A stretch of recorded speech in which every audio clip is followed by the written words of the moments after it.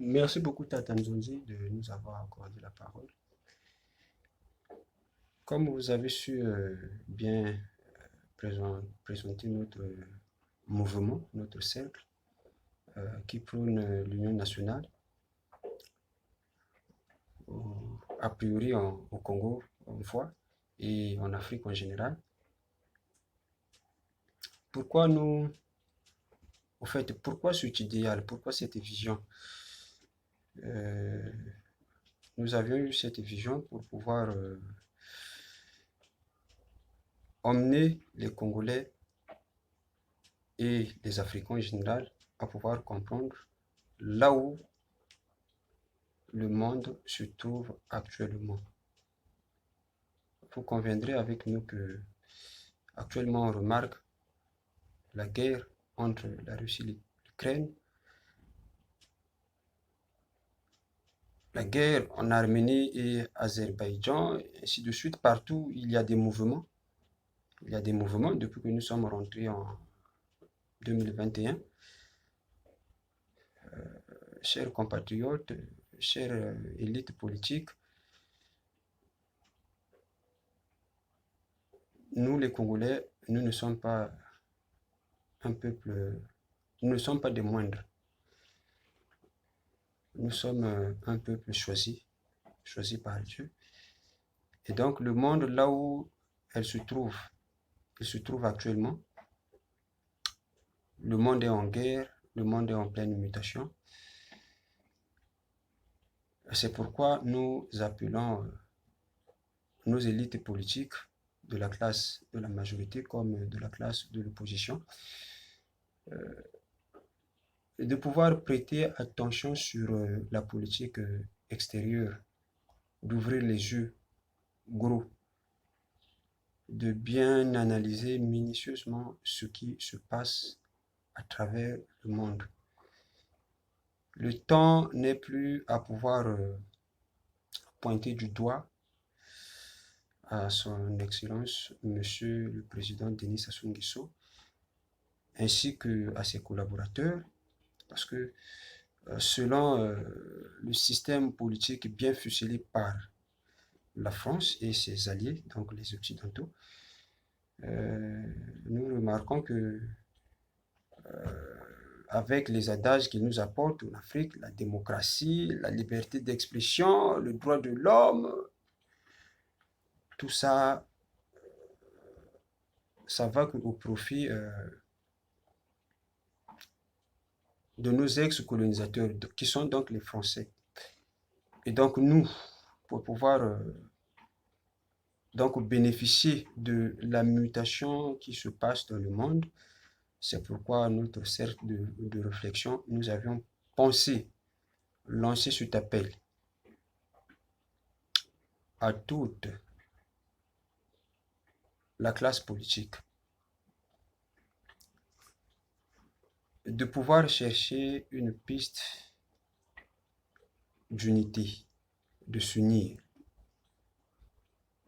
de sortir de l'enclos où il faut chaque fois parler de clivage ethnique, il faut chaque fois pointer du doigt aux dirigeants de la République. L'heure n'est plus à cela. Le temps est maintenant à l'unité. C'est pourquoi ceux qui sont de la classe politique de l'opposition devraient faire attention, et ceux qui sont de la société civile. Les questions qui concernent maintenant les Congolais actuellement où on parle, nous attendons de nos élites qu'ils puissent revendiquer par exemple le droit des peuples, du peuple du Congo vis-à-vis du système qui a été bien fuselé par les Occidentaux, qui défavorise le peuple,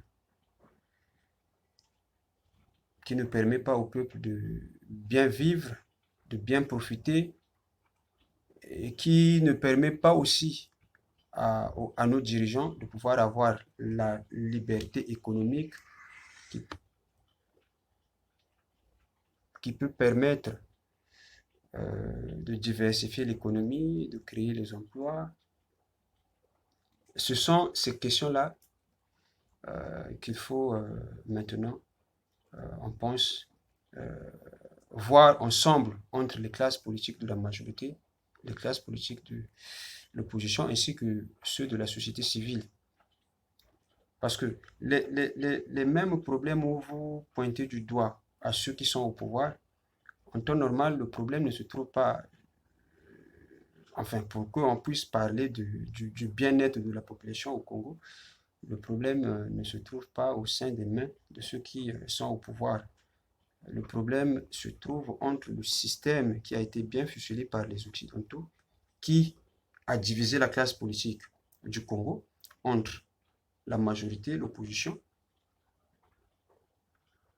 Ce système, donc, ne profite pas à la classe politique du Congo ainsi qu'à son peuple.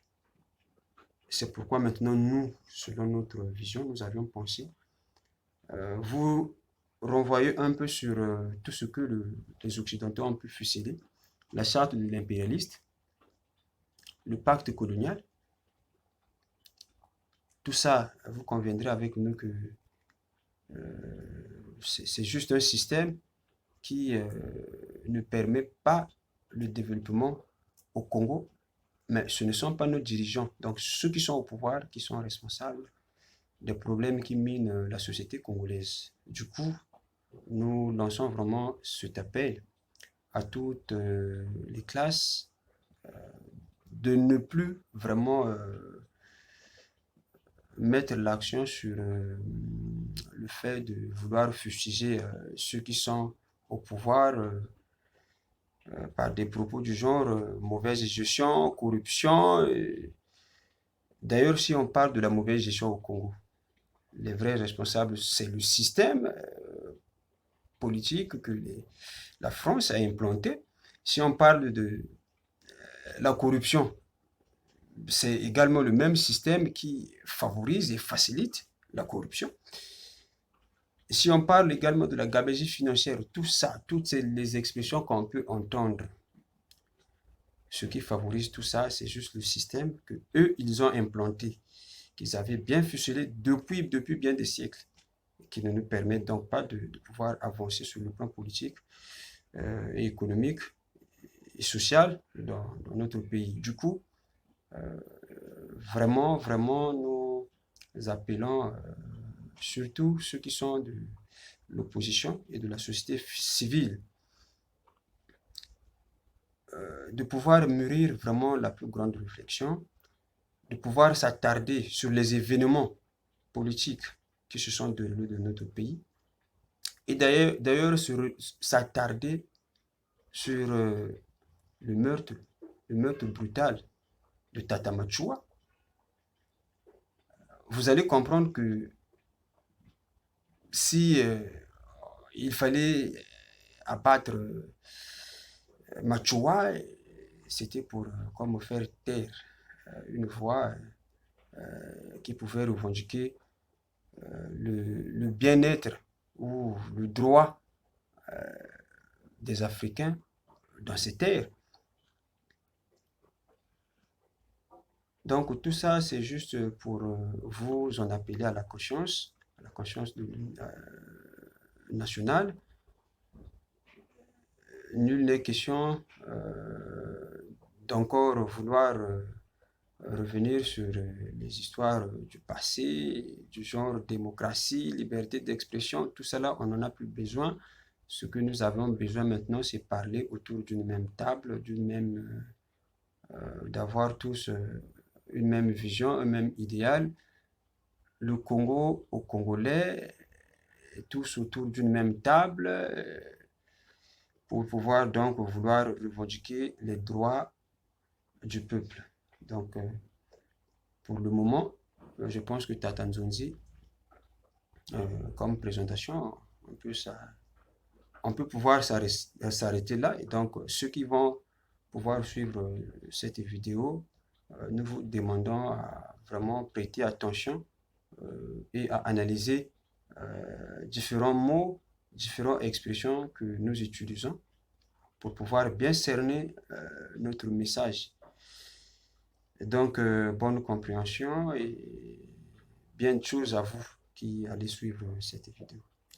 Merci Tata Kuta. Et donc, comme il a très justement rappelé, nous nous en tenons à vous pour les prochaines, pour des éventuels apports. Ça peut être des critiques, ça peut être des questionnements, parce que nous avons soulevé des points qui sont sujets aux questions. Fondamentalement, c'est l'objet même de cette vidéo. Nous disons des choses qui vont susciter des questions et vous aurez des questions et nous aurons des réponses à vous apporter sur les questions que vous aurez à nous formuler. Et donc sur ce, nous vous disons à très vite et nous sommes ensemble. Le Congo debout, l'Afrique debout.